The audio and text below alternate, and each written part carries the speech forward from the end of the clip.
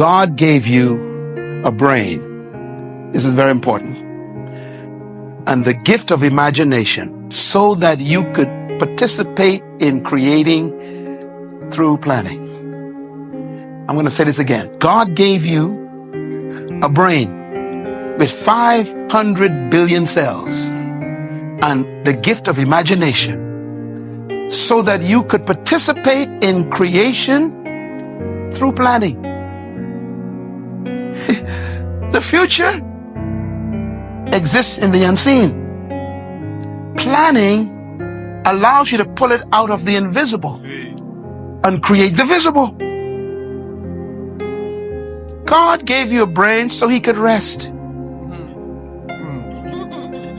God says, look, I don't want to do all the work. You're my son. I want you to share the experience of thinking, ideas, concepts, planning, objectives, a strategy, production, and success.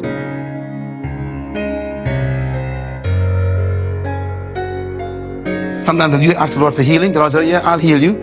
I want you to go get some bush. God said, no, God, I want you to heal me miraculously.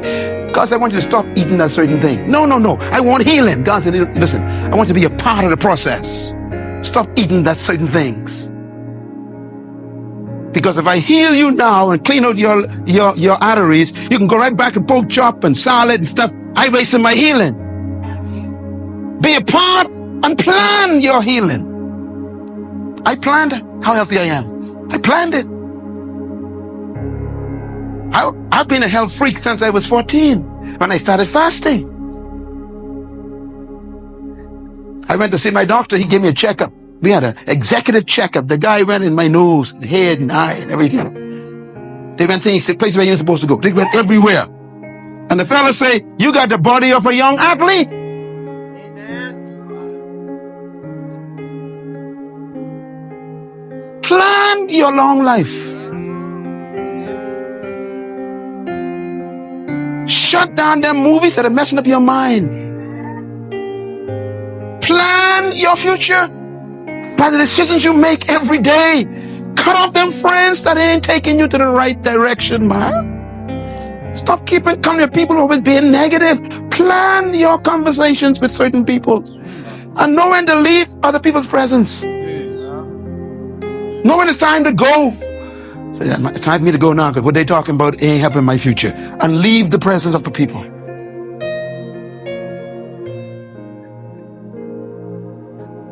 This is very important.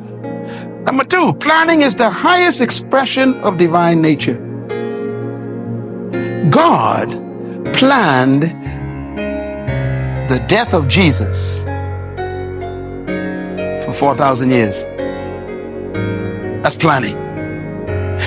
Matter of fact, God's plan for the death of Jesus was longer than 4,000 years, but we don't know the length before 4,000 years. But we got a hint. God says, behold the Lamb who was slain when?